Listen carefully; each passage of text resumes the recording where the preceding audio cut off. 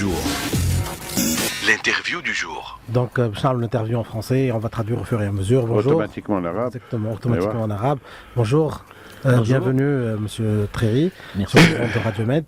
Merci. Donc, pour la première fois avec nous, donc Sofiane وكان نعرفوا به شويه شوقي التلاي عنده ساعه اكسبيريونس كبيره في مجال الميديا خدم مع اجونس بريس لا بي خدم زاد مع اجونس سيونس بريس في الكندا زاد ريفيو ميليتير سويس وريفيو كونتيننتال والهبدومودير لا ريجيونال كوتيديان لوكال وبيمونسيويل اكسوا وكوريسبوندون راديو فرانس 3 تلفزيون عنده اكثر من 650 سيسيون نتاع تكوين 40 برامج في مختلف المجالات تقريبا 500 مقال ومعناها عمل ياسر تغطية لأحداث في الخارج وعمل مرة سكوب اكتواليتي في جورنال تلفزيوني عنده من عام 98 وهو يخدم في مجال الصحافة عمل زاد برامج تلفزيونية كما ليكور دو مونبوليي كونستانتين لا فيل دي بون ماسكارا معسكر هذا يسميهم لا فيل ريبيل معناها في فرانس 3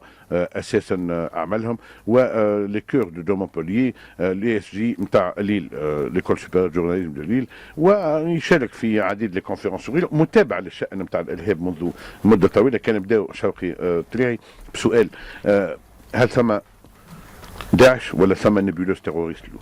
Est-ce qu'il y a Daesh ou bien une nébuleuse terroriste totale? Une nébuleuse terroriste. Parce qu'en fait, quand on parle de Daesh, on ne parle que de la continuité d'un mouvement terroriste qui existe depuis des décennies. Et en fait, on n'est que dans un remake, entre guillemets, de termes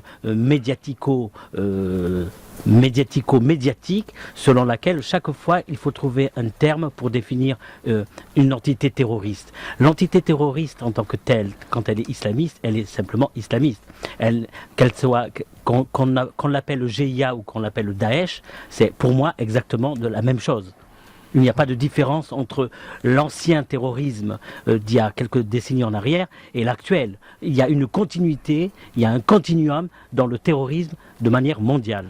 Chez nous, il y a des gens qui disent les gens qui sont apparentés à Al-Qaïda devraient être notre bouclier contre Daesh. Est-ce que vous trouvez que c'est une logique normale, c'est-à-dire le moindre mal, ou bien c'est de l'opportunisme politique? Pour moi, quand on parle de Al-Qaïda ou quand on parle de Daesh, on parle exactement de la même chose. À la différence près que sur le plan politique, sur le plan du discours politique, il est nécessaire pour le politique de définir de manière stricte et de manière sans discussion possible, ce que j'appelle une appellation d'origine contrôlée. À une époque, c'est-à-dire c'est conjoncturel, il y a la guerre contre l'Irak, il y a les armes de destruction massive, il y a l'intervention de Bush, et apparaît Al-Qaïda à partir de Ben Laden, enfin la théorie de Ben Laden. Mais ce que je veux dire par là, c'est qu'à chaque conjoncture politique, on a nécessairement le besoin de citer un nom pour définir une mouvance islamiste à caractère terroriste. Donc pour moi, Al-Qaïda ou Daesh, pour moi c'est exactement la même chose. Voilà, donc شوقي التلاعي بالنسبة لي ثم نيبولوس تيروريست ثم حركات سياسية متسترة بالدين كلها مع بعضها ما ثماش اختلاف بين القاعدة وداعش لكن يقول لك خصوصية المرحلة تتطلب وانه كل مرة نركزوا على واحد. قال تواصل هو تواصل بالنسبة لهم. سؤال طرحنا له ثم البعض كما احنا رجعنوش يقول في تونس تحالفوا عبد الحكيم بالحاج وجماعة القاعدة اللي هما درع ضد داعش يقول لك حكاية فارغة لأنهم هما نفس الحركة. وجهين عملة واحدة. شوقي تريعي, est-ce que cela explique le rapport Cameron? Est-ce que cela expliquerait aussi le fait que les Américains, dans la lutte entre guillemets actuellement contre Daesh, aient englobé justement la confrérie des frères musulmans comme partie intégrante prenante de tout ce grand mouvement? Alors, lorsqu'on parle de la politique américaine en matière de sécurité, je voudrais simplement préciser une chose, c'est que pendant toute la guerre froide, les États-Unis d'Amérique, pour des questions de sécurité nationale et de sécurité internationale, du fait qu'ils étaient contre l'Union soviétique, c'est-à-dire la partie bloc communiste, ont utilisé à une époque de cette histoire la mouvance islamiste dans tous ses avatars. Et aujourd'hui, évidemment, enfin, quand je dis aujourd'hui, c'est-à-dire depuis 89-90, la chute de l'ex-URSS, c'est-à-dire l'effondrement de l'Union soviétique, Il a bien fallu qu'à un moment donné, cette utilisation des groupuscules islamistes, à un moment donné, on a cru que ça allait être la fin, mais pas du tout. Ça a été le début, la fin de la Seconde Guerre mondiale, la fin de l'antagonisme entre l'Union soviétique La guerre froide. et la guerre froide. Forcément, il fallait bien qu'ils se recyclent, ces groupuscules islamistes. Donc, à partir de 88-89, nous sommes dans une autre phase conjoncturelle en matière de terrorisme. Et le rapport Cameron et la position du Congrès américain qui est en train d'étudier pour voir si la confrérie des frères musulmans n'est pas quelque chose qui participe de la même obédience que Daesh. On étudie quoi? Qu'est-ce que c'est ce congrès? Qu'est-ce que c'est ce rapport de la Cameron? On parle de quoi? On parle de rien du tout là. On sait comment ça fonctionne, une mouvance islamiste. On connaît l'histoire. Je ne vais pas vous rappeler l'histoire de la confrérie des frères musulmans en Égypte, Hassan al-Banna bien sûr, qui à l'époque, il était dans une expression anticolonialiste contre la présence de la Grande-Bretagne sur le sol égyptien. Donc de quoi parle-t-on? Quel type de hiérarchie nous allons faire dans les groupuscules islamistes à caractère terroriste? Je dis bien groupuscules islamistes à caractère terroriste. C'est un peu comme l'échelle de Richter quelque part. Vous avez 0 à 9 sur l'échelle de Richter et à chaque unité de valeur, vous savez quelle est la différence entre 0 et 1, 1 et 2? Vous avez 10 fois la secousse. Donc, on peut faire des rapports d'une manière ou d'une autre, mais de toute façon, il faut s'en rapporter à l'histoire et ce qui est simplement la continuité de ce qui est du passé. Voilà, Hassan. Vous insistez toujours sur la continuité, entre autres, de Hassan al-Banna jusqu'à nos jours. À votre avis, pensez que, disons, les islamistes n'ont pas changé ni idéologiquement, ni sur le plan tactique? D'un point de vue de l'idéologie islamiste, il ne peut pas y avoir de changement, dès lors qu'à partir du moment où il y a un axe de pensée, celui-ci est tout simplement alimenté avec la conjoncture qui est présente, la conjoncture de 1930, la conjoncture de 2016. Voilà, donc un tel mot. ترجمه سفيان قال هو بدا يحكي لنا قال كان نحكيو على السياسه الامنيه الامريكيه قال خلال الحرب البارده مثلا استعملوا الامريكان التنظيمات الاسلاميه هذوما لمحاربه اليو اس اس. قال بعد انهيار حتى الاتحاد السوفيتي ظننا بانه باش تكون النهايه للتنظيمات هذه ولكن بالعكس كانت البدايه.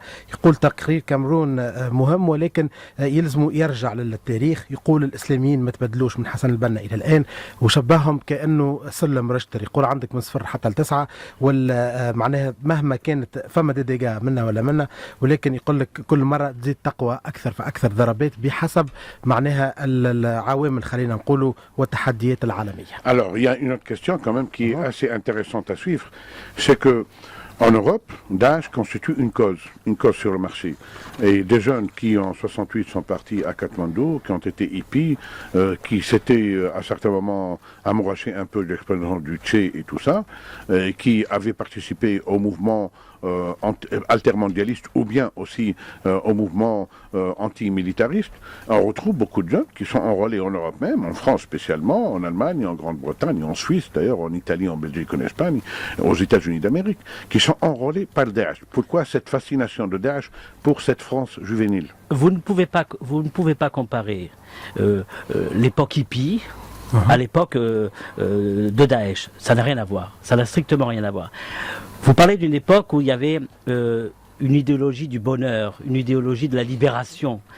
Aujourd'hui, c'est pas du tout le cas. Nous sommes dans une non-idéologie, un non-doctrinement qui est facile à faire. À partir du moment où vous avez des manipulateurs qui ont un certain âge, ce sont des conducteurs de ces jeunes entre 20 et 30 ans. N'allez pas me dire qu'à 20-30 ans, vous avez une soif de liberté dès lors que vous proposez la mort. Il n'y a pas de comparaison possible entre le mouvement de libération des années 60, vous avez parlé des hippies. Mais pourquoi ça fascine autant des jeunes qui sont justement chers à canon de guerre, dont ils ne puissent rien? Vous savez, c'est très simple. À l'époque, avant le système de communication Internet, vous aviez quand même la presse était elle n'était pas muselée, il y avait moins de communication. Aujourd'hui, vous pouvez faire votre propre journal de chez vous, de votre cuisine. Vous vous mettez devant un écran d'ordinateur et vous apparaissez. Quand vous apparaissez, c'est qu'on vous voit. Donc, vous êtes donc l'extérieur. Donc, l'utilité d'Internet, c'est quoi? C'est de multiplier son image par centaines de milliers. Alors, forcément, vous mettez en situation de d'acteurs. Je ne vois pas du tout d'idéologie en ce sens-là. Je vois plutôt une perdition mentale de ces jeunes qui se font sauter pour n'importe quoi. Il n'y a pas de logique, si vous voulez, politique. C'est du terrorisme non idéologique. فوالا دونك بالنسبه للمساله هذه بالنسبه للمساله هذه قال ما فماش ايديولوجيا معناها تتعلق بداعش، قال فما انبهار، هذا اللي انت سالته، قال فما انبهار من قبل الشباب الفرنسي خاصه معناها وفي الاوروب بعقليه داعش. قال انت قارنته له حتى باللي صار وقت شي جيفارا وغيره، يقول لك قبل كانت فما ايديولوجيا الخير معناها دو بونور هكا سماه. قال لك داعش اليوم تمثل حتى ايديولوجيا عندها ايديولوجيا ما يجوش يدافع الحريه وتستهدف فوالا اكزاكتومون. قال تستهدف شباب بين 20 و 30 سنه ويرجع هذا peut-être le recrutement اللي يصير via internet. Alors pour prendre un peu la situation du Maghreb. Le Maghreb était un peu à l'abri depuis les guerres napoléoniennes. Justement, le bassin occidental de la Méditerranée était à l'abri des soubresauts qu'a connu le bassin oriental de la Méditerranée. Rien que les frontières du bassin oriental ont changé 4 à 5 fois depuis la Seconde Guerre mondiale. Mais aujourd'hui, le Maghreb est justement la zone des tempêtes, comme disait Mao Tse-tung. Pourquoi justement cette fascination de groupuscules terroristes par rapport au Maghreb? Vous savez, quand vous n'avez pas de perspective d'avenir, quand vous êtes jeune et que vous n'avez pas de perspective d'avenir, que vous avez que le mur en face de vous, que tout espoir est perdu, au final vous vous dites finalement je n'ai rien à perdre que de rejoindre un groupuscule quelconque, terroriste ou quoi que ce soit, parce que de toute façon, comme ma vie ne vaut plus rien, je n'ai aucune valeur, eh bien autant finir avec moi-même, c'est-à-dire même avec les autres, et je les embarque dans mon action terroriste.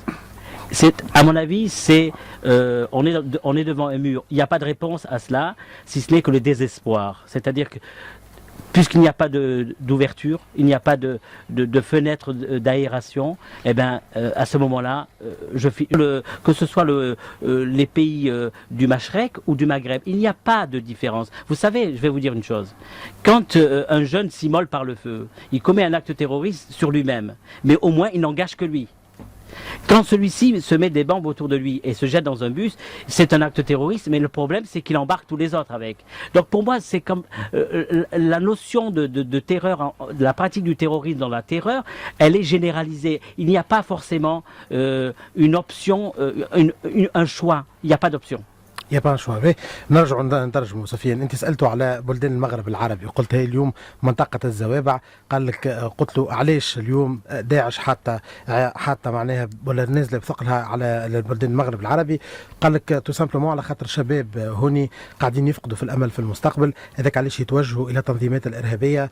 يقول لك انا على الاقل معناه يتوجه نحو الموت، ويقول ما عنديش امل في الحياه هذه. سالته زاد اونتخوت على دور اللي تلعب فيه دول البترودولار والوهابيين.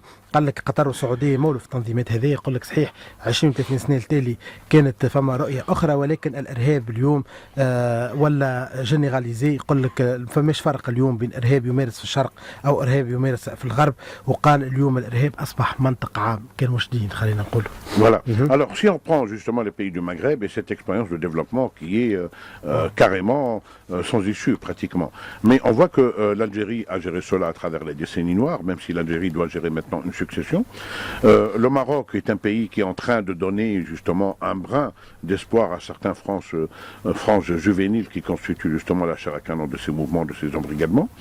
Mais la Tunisie, la Libye par exemple, où l'économie est carrément au point mort, est en train d'enfanter cela. Est-ce que vous croyez que l'Algérie et le Maroc ont dépassé le cap d'une certaine manière, même si l'Algérie a encore une zone de trouble due à la succession à la tête de l'État? Ceci est une lubie. Je m'explique. En ce qui concerne le Maroc, le roi du Maroc, si je ne me trompe pas, il est le commandeur des croyants. Donc il doit, dans la symbolique, unifier le peuple marocain. Ça c'est une chose. Et le peuple marocain est profondément musulman. Il y a un grand respect, une grande sacralité sur cette notion de Mohaménine, si je puis m'exprimer ainsi. L'émir des croyants. L'émir des croyants. Et si vous voulez, en ce sens-là, il y a ce respect. Ça force le respect de la population marocaine et ceci est tout à fait saluable.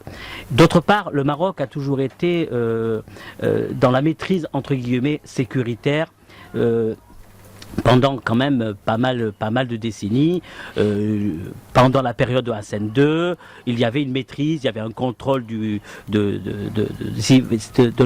l'ingérence politique entre guillemets des partis politiques qui étaient en train de manifester. Il y a toujours une maîtrise, on dira, sécuritaire au Maroc. Par contre, en ce qui concerne l'Algérie, entre parenthèses, le printemps arabe a commencé en Algérie. On n'a pas attendu la Tunisie de 2010 pour parler des printemps arabes, parce que finalement, dans les années 90, le printemps arabe a commencé en Algérie.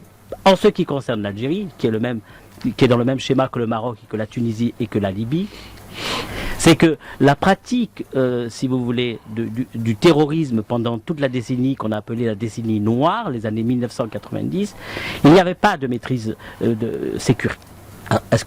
il n'y avait pas de maîtrise sécuritaire.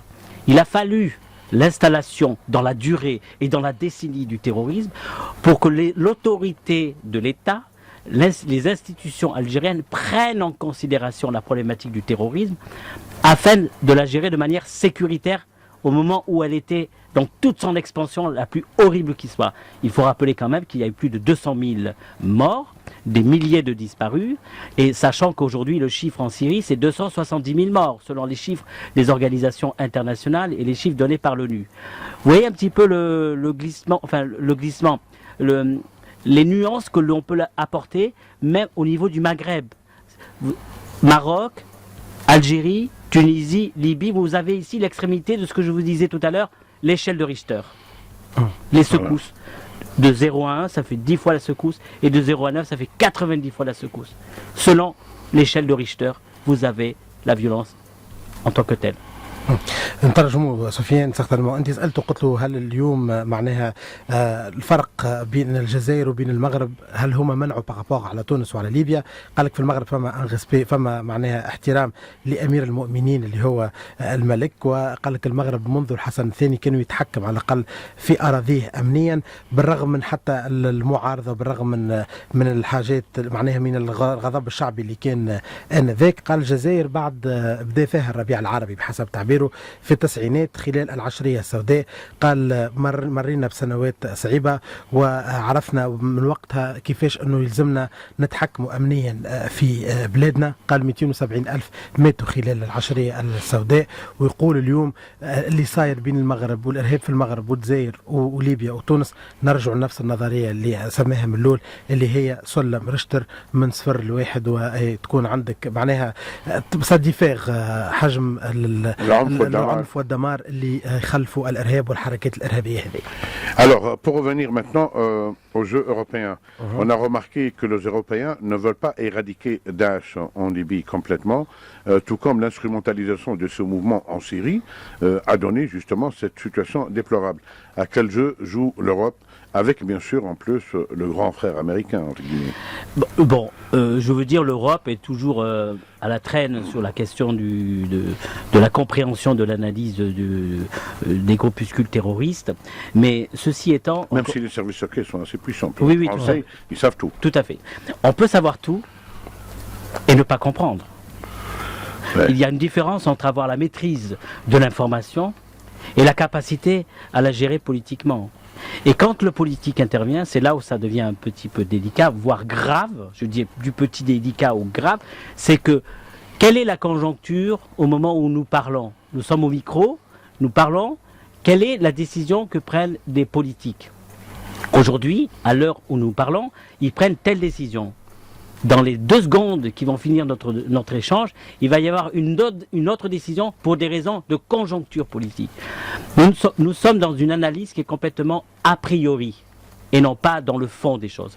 Il y a des travaux que nous faisons, moi j'ai les 2 casquettes, journaliste et universitaire, mais il y a des gens qui sont dans ce travail depuis à peu près une 40aine d'années, qui ont tiré la sonnette d'alarme par des colloques, des séminaires, des conférences, des thèses, des livres.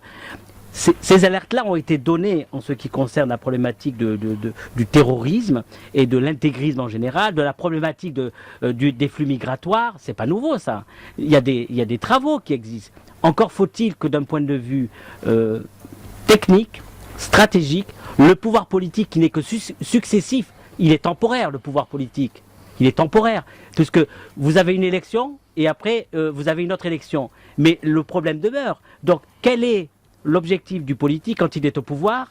Et de prendre des décisions adéquates à partir des outils qu'il a entre ses mains, c'est-à-dire les travaux, les études qui ont été faites par des spécialistes de la question qu'on n'entend pas.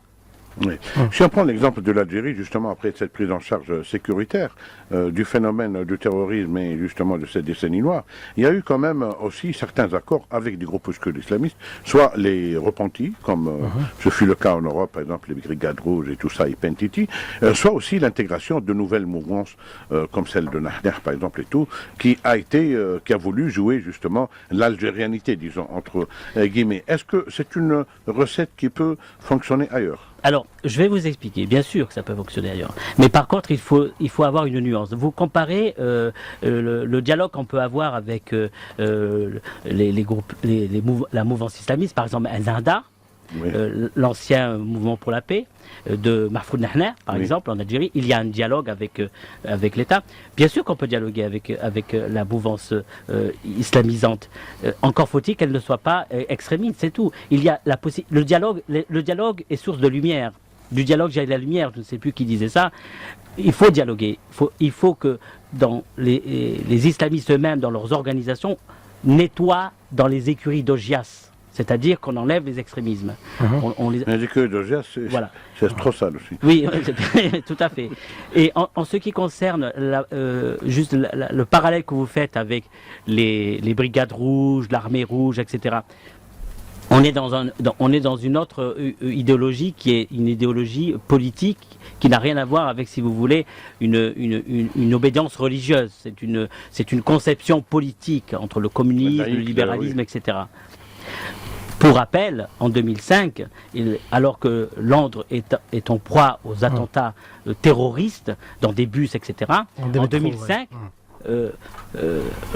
on discute, le Premier ministre anglais discute avec le Sinn Féin, qui est la branche armée de l'IRA. Oui. Donc, en 2005. Donc, vous voyez ce que je veux dire? Même en situation d'extrémisme, de l'extrémisme de la violence, il y a une possibilité de dialogue. Chaque fois qu'on peut dialoguer, on éteint le feu.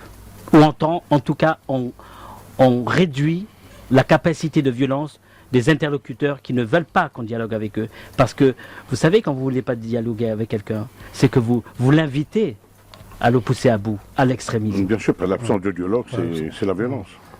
دونك نرجع نحكيو سفيان الاهم معناها نعملوا ريكاب اهم اللي قالوا. قلت له انت داعش كانه فماش اراده اوروبيه انها تنهي معناه تنهي داعش في ليبيا وما يحدث في ليبيا. قال لك المخابرات الاوروبيه سيغتالمون تعرف شنو قاعد صاير في ليبيا، ولكن ما فماش اراده سياسيه لانهاء الحرب هذيا.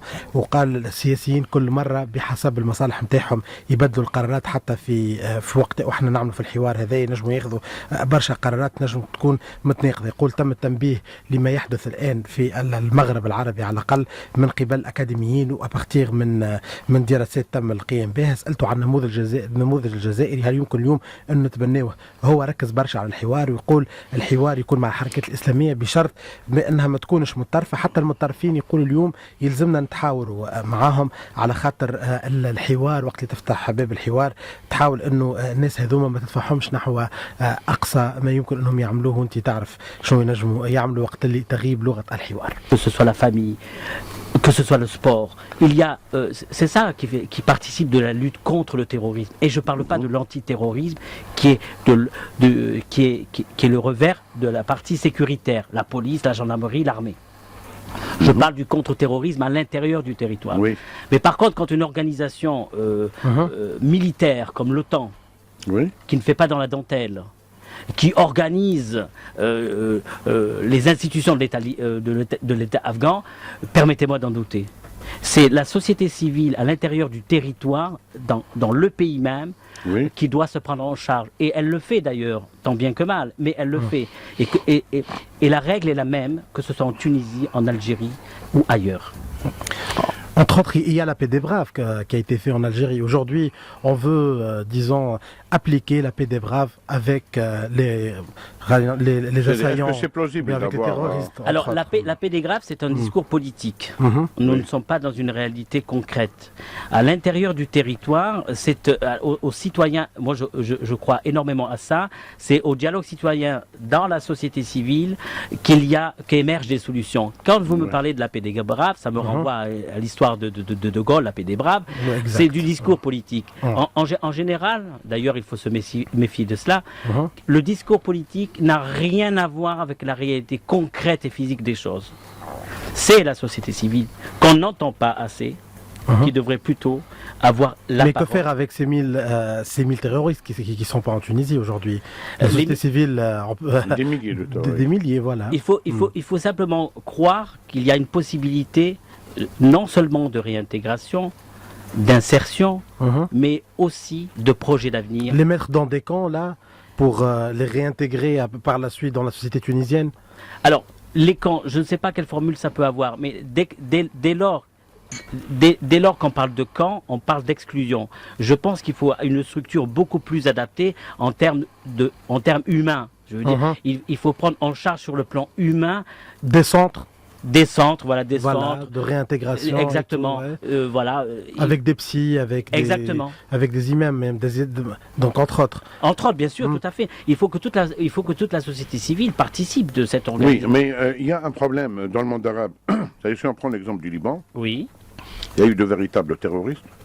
Il y a eu des gens qui ont tué des premiers ministres, qui ont fomenté des attentats, qui ont tué des gens à l'aveuglette. Et un jour, on a dit, on applique la paix des braves, ils reviennent comme si de rien n'était. Et ce qui fait que ces gens-là, maintenant, reprennent du poil de la bête. Ils Alors, sont là. Nuance entre quelqu'un qui tue de manière technique, voulue. Celui-ci doit passer par la justice. Je suis désolé. Il n'y a pas de centre de réintégration ou de réinsertion. Moi, je vous parle des centres de réintégration ou de centres pour les jeunes. Je vous parle des jeunes qui Pour sont- les jeunes égarés, Oui, les jeunes manipulés, égarés. tout ça. Je ne vous parle pas du gars qui a stratégiquement voulu tuer telle personne, ministre ou pas ministre, peu importe. Ça, je veux dire, la justice doit jouer son rôle quand même. Elle doit quand même... Donc la paix des braves, entre guillemets, n'exclut pas pour autant Ah non, mais ça c'est un clair. processus judiciaire Ah mais c'est efficient. clair, il faut qu'il aille jusqu'au bout. Parce que ça fait partie du processus de pacification, entre guillemets. Et il faut que le citoyen ait une réponse par la justice quand il a été atteint dans sa chair. فوالا دونك كحكينا على هذه صلح شجعان ولا صلح شجعان جوستومون قال التعامل هو معه. سياسي بالاساس، وذكرنا حتى بدوغول وغيره. قال اليوم هذا يطبق على الشباب اللي تحاولوا انهم ما هزوش السلاح. المسلحين قال لازم يمروا بمسار العداله. معناه لازم تقول كلمه العداله معناها تلعب دور. لهنا انت سالته على 1000 مقاتلين في وقت التوتر وكيفاش باش يرجعوا لتونس. قال المجتمع المدني يلعب الاف المقاتلين. قال اليوم المفروض المجتمع المدني يلعب دور في انه بريفونتيف، خلينا نقولوا اكثر من حاجه اخرى. ولكن معناها حكينا حتى على الاكزامبل الجيريان، وهو رايه بانه كل دوله لازمها تادوبتي لو موديل نتاع انه كيفاش تقاوم به الناس هذوما اللي يحملوا السلاح. Voilà, donc pour revenir un peu maintenant globalement, certains observateurs disent que Daesh a atteint le point culminant dans tout processus politique, militaire, de folie meurtrière, tout ce qu'on veut. Il y a quand même une phase ascendante, une phase descendante. Il y a l'amont et l'aval. Certains disent que l'utilisation, comme vous en aviez parlé tout à l'heure, de ces gens-là à mauvaise escient dans des considérations géopolitiques de confrontation Est-Ouest et tout ça, qui a commencé avec Ben Laden, Al-Qaïda, à Peshawar et tout ça, est maintenant un processus qui est plus ou moins épuisé. On dirait que les islamistes de tout poil sont devenus un Kleenex que certaines chancelleries veulent juste faire oublier et faire passer à la trappe. Oui, parce que vous savez, c'est simple. Demain, peut-être demain ou après-demain, j'en sais rien. On vous parle de Daesh, demain on vous parlera d'une autre organisation. Souvenez-vous. Islamiste, hein? Oui. Islamiste Oui, toujours. oui, bien sûr. Bien Parce que sûr. l'islamisme reste Forcément. pas toujours comme un alibi Forcément. pour la région. On oublie d'ailleurs, de manière très générale, hein, de manière d'ailleurs quasi systématique, qu'il y a 1,3 milliard de musulmans. dans le monde. Que le monde arabe est minoritaire dans l'islam. 400 millions d'Arabes à peu près. Nous sommes minoritaires dans le monde musulman. Et si vous faites le rapport, dès que l'on parle de l'islamisme, de Daesh, etc., on englobe tout dans l'arabité. Vous voyez ce que je veux dire? C'est-à-dire qu'en fait, si vous voulez, tout ce qui est islamiste est donc forcément arabe. Alors que nous sommes minoritaires dans l'islam. Pour en revenir à votre question sur la question de Daesh... Même si Ernest Renan, dans son livre Averroès, l'Averroïsme, dit que les Arabes sont les peuples les moins fanatiques par rapport aux autres musulmans. Mais exactement. Mais quand vous dites ça, 1,3 milliard de musulmans, et que le monde arabe est minoritaire dans l'islam, mais qui va vous le dire, ça? Personne. Mais est-ce que ça veut dire quand on est musulman, on est forcément pro-terroriste? Voilà, c'est ça, c'est la bonne question. Mais du côté du versant occidental, on a tendance, de manière systématique, à mettre le musulman au cœur de la civilisation arabe. Vous voyez ce que je veux dire? C'est quelque chose qui n'est pas quand même concevable. Il y a quand même des livres d'histoire, il y a une histoire quand même complète de... C'est-à-dire l'Iran et la Tunisie, c'est deux pays tout à fait différents, qui ont de vieilles histoires. Mais complètement. Et tout ça, de vieilles souches. Complètement. Mais l'islam, c'est aussi des lumières. Bien sûr, tout à fait. Donc ce que je veux dire par là, c'est que le confusionnisme n'aide pas à la compréhension. Vous rajoutez la dose de l'actualité terroriste, vous avez un cocktail Molotov. On peut pas. Mais ça, ce que vous dites est un peu dangereux. Moi, j'y souscris. C'est-à-dire que moi, dans mes visées impériales, en tant que pays occidental, à la recherche de ce qu'ils appelaient justement dans l'accord de Sykes-Picot, les zones d'influence, c'est-à-dire les tendances impériales... Qui ont été renouvelées sous Bush, oui, voilà. 60 ans. Et donc... je me dis, voilà, il faut une bonne cause pour pouvoir intervenir. Cherchez dans les musulmans celui qui pourrait être apparenté, utilisez-le, magouillez, grenouillez, faites ceci, faites cela. Il y a 1,3 milliard de musulmans qui n'ont pas fait justement la critique du ciel et qui en sont toujours, qui n'ont pas forcément fait la critique de la terre. On va les utiliser. Est-ce que nous sommes Othello, quelque sorte? C'est toujours l'alibi pour les visées impériales à travers un islam qui est utilisé en sous-main par des services secrets, par des visées impériales et tout ça. Complètement. Je souscris complètement à votre analyse. En tout cas, ce que vous dites n'est absolument pas faux. Il y a des visées géopolitiques, géostratégiques. Et ceci s'implique, ceci dépasse le citoyen. On ne peut pas avoir toute la science, les sciences humaines, les sciences politiques entre les mains pour comprendre un phénomène.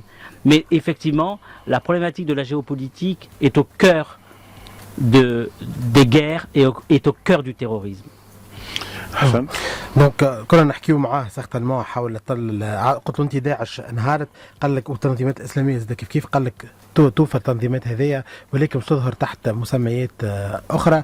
حكينا زاد اونتر اوتر سفيان معاه حول اليوم المسلمين وصوره اسوسي، معناها كيفاش انه الاسلام مربوط بالارهاب. انت قلت الاسلام مربوط كذلك بالتنوير، ولكن يقول لك اليوم كل ما نحكيو على الاسلام فندفعوه بانه يكون مسلمين عرب، رغم انه العرب هم اقليه داخل الاسلامي، معناها داخل العالم الاسلامي.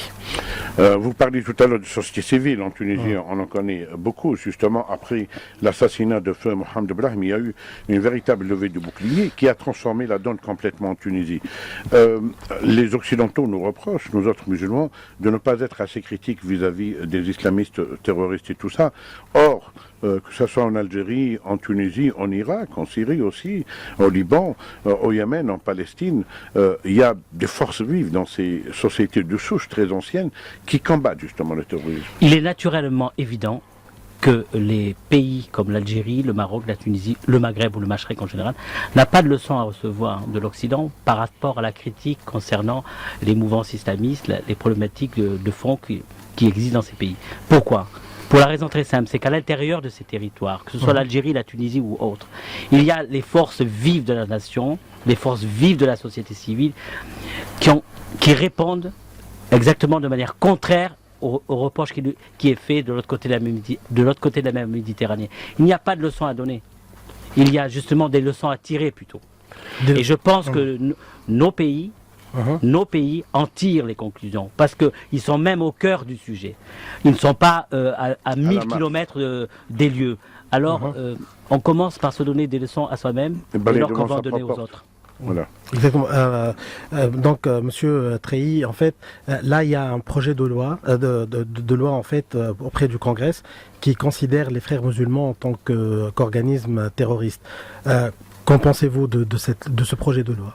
Moi, personnellement, je n'ai pas la connaissance exacte, mais vous me le résumez en 2 mots. Personnellement, quand on parle de... On l'a cherché, le texte, on ne l'a pas trouvé. On l'a pas sait trouvé, qu'ils ont dit qu'ils ont fait une exactement. enquête. Moi, je suis en train de chercher depuis 2 mois. Comment vous pouvez, je veux dire, quelle que soit la pensée que vous pouvez avoir, que vous soyez religieux ou pas religieux, comment vous pouvez nier l'existence d'un mouvement qui existe depuis plus d'un siècle, mais je dirais même encore, s'il fallait rentrer encore beaucoup plus ancien dans l'histoire.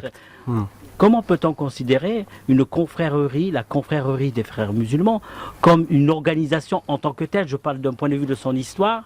On a pris l'exemple de Hassan al-Banna, où les frères musulmans étaient une arme de dissuasion massive contre la colonisation britannique. Ils ne faisaient pas du terrorisme citoyen. Ils n'étaient pas en train d'assassiner la population. Ils n'étaient pas en train de, à tour de bras, de tuer. Donc il faudrait quand même, encore une fois, raison garder, arrêter, il faut stopper le factuel, il faut stopper l'immédiateté de l'information dès qu'il y a une bombe qui explose, sinon on va droit au mur.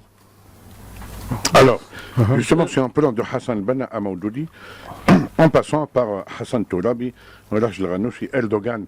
Maintenant, on trouve quand même une permanence qui est celle de la confrérie des gens qui se considèrent sauvés par rapport aux gens.